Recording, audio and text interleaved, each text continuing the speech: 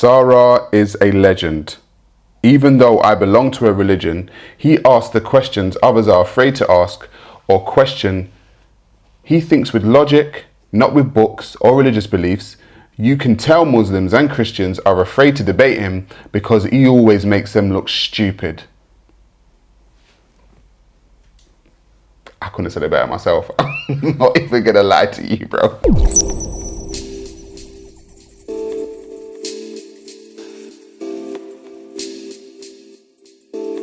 Sarah murders another one. Major arrogance from Sarah once again.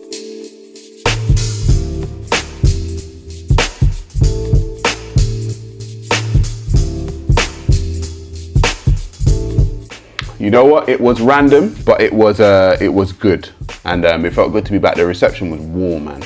Like, I'm not gonna lie, it was a good, warm reception. It felt good to kind of step foot in the place again.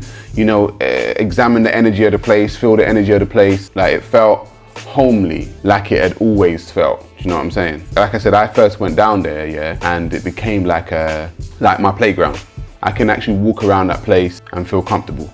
It's sometimes a little bit surreal sometimes, you know what I'm saying? It feels a little bit, I'd get taken aback a little bit. I mean, I'm not shy, but it's like when someone's constantly praising you, you're like, oh, there's a part of it that feels like, oh, all right, cool. Do you know what I mean? Like, all right, chill kind of thing. Because I'm getting love from all over the world, bro. Do you know what I mean? Like, there are people in my inbox from UAE, Malaysia, Australia, Nigeria. I've got people from America. Do you know what I mean? Like, people from all over the world are basically seeing these videos.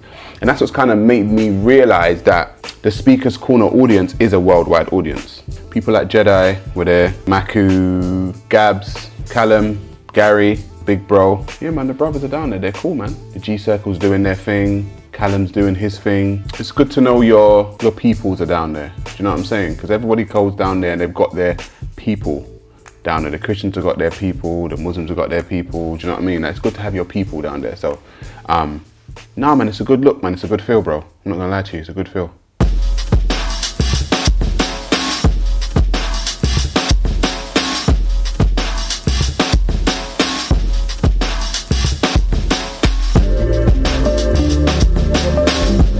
Too emotional, Sarah. LOL. He said I'm too smart. Ha ha ha. Okay, fair dues. Whatever, mate. Sarah, I don't know where you get them energy and patience week on week, bro. Bless. Hi, I'm the Muslim in the video, Hussein. I'm just wondering, Sarah, when you last talked to your ancestors, because you said you talked to your dead ancestors. Also, where did they come from? Because I'm sure you believe they are eternal. LOL. From Street or Dean TV. Sarah is actually a smooth coward. Smooth one. Not a bumpy one, smooth one. Sarah, I have an electric power cable that runs beneath my house. It has tons of energy running through it, but it cannot do anything by itself. If you don't believe me, I can hook your bald head up to the current, and perhaps only then might you realize this fact.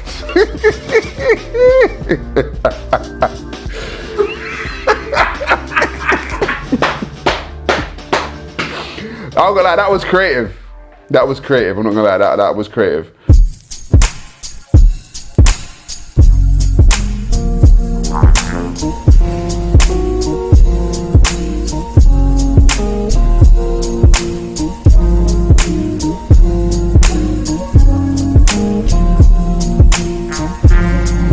I would say everyone religious thinks they've already found it. For me, I'm always searching. I found some things that make sense to me currently in 2018, but in 2020, I may found other things that make more sense to me. People's truth, like I said so many times before, is subjective when you look at it collectively. Everyone thinks they found it. I've found my quote unquote truth. Christians found theirs, and the Muslims found theirs, and the Sikhs found theirs, and the Buddhists found theirs. So everyone's found their truth. The problem is with when people find their truth is the ego in when you find your truth. My ego isn't inflated enough for me to tell you that because I found my truth, you have to now have the same truth as me. When it comes to religious people, they feel like they need, or you need, their truth, and they don't understand that that's just their truth and you don't have to have their truth. You can have your own. And so I think human beings will evolve, let's say for lack of a better word, mentally, when they kind of realize that not everyone has to have the truth that they hold dear.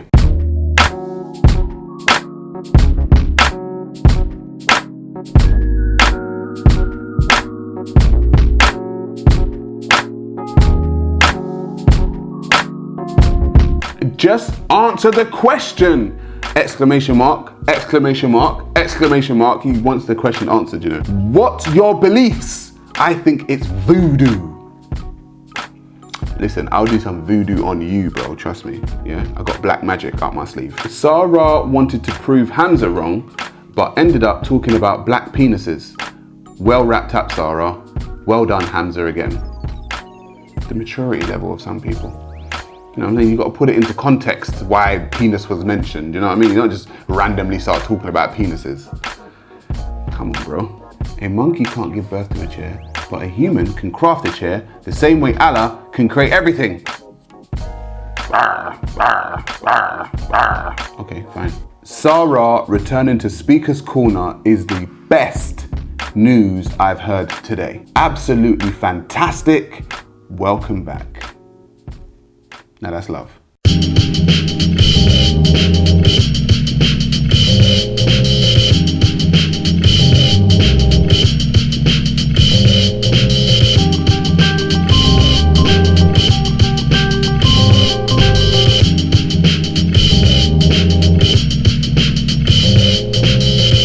All right, so I've been speaking to people, and people have been saying that basically God doesn't need anything, and it's my thing that God wants something, needs something, or requires something, or desires something. That's my whole premise. And the reason why I say that, is because it's like this. I would say that human beings give power to God. And the reason why I say that is that it shows that God needs us. If you look at the Abrahamic narrative, it shows that God needs us. And people say, no, God doesn't need anything. Muslims will tell you that God doesn't need anything or want anything. And I guess the Judeo-Christians will be like, no, God is all-powerful and all that kind of stuff. So if something is all-powerful, and it exists by itself, and it's the only thing, logically speaking, for me, there's nothing to want. This thing is all-powerful, it exists alone, it should be content, but it chose apparently to make the universe and the stars and the devil and Jesus and the creation and the planets and everything. So it chose to do all that. Why would an all-powerful entity that doesn't want, need, desire, or require anything make something else?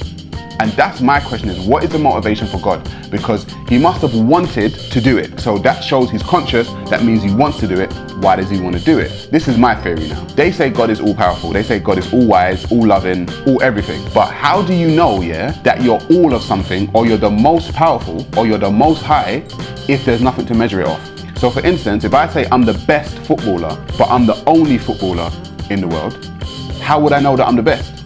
Because it's just me. I've got no other footballer to measure whether I'm the best or they're the best, or I'm the worst or they're the worst. It's just me. So if I say I'm the best footballer, that's just me talking. There's nothing to measure it off. Okay, if I'm the most, they say God is the most high. So if he's the most high, that means there's a measurement there. Where's the least if there's a most? So God needed the creation to measure himself off of, because he can't measure himself off of himself, because it's only him. So if he's saying, I'm the most high, I'm the most loving, what is there to love but yourself? And if you're all knowing, that means you know everything. There's nothing not to know. But if you create a creation, i.e. human beings, they don't know everything. So now you can say that you are the all-knowing, or you know more than them, because they don't know as much as you. So how does he know that he knows everything? Unless there's something else that doesn't know everything. So we are basically God's measurement to let himself know that he is the most high, or he is the most loving, or he is the most merciful, because they know, or we know, that we can't be the most. We must have mercy, but we're not the most merciful. God is known as the most merciful, or the all merciful. Without us, God wouldn't know that. There could be no most, because it would only be him. So there'll be nothing to measure himself off except for himself. And that's just basic ego. For me, the reason why I say that God needs us is because really and truly, essentially, God is made by us, which is why all the characteristics of God mirror human characteristics.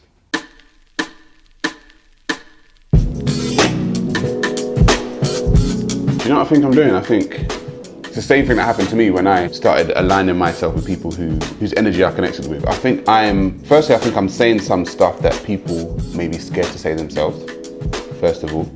And second of all, I think I'm also tuning into a frequency that other people knew was there. I'm using metaphorical speech now. There was a frequency that people are on, but there was nothing playing, if that makes sense. So if you tune into like a radio frequency and it's just fuzz, that might be your frequency, but there's nothing playing. And I think what I done is that I started playing something on that frequency and people were like, yeah, I'm gonna listen to this because this is my frequency. That's what I think metaphorically I've been doing. I've been tuning in or playing on a frequency that other people have been on before I even, started speaking.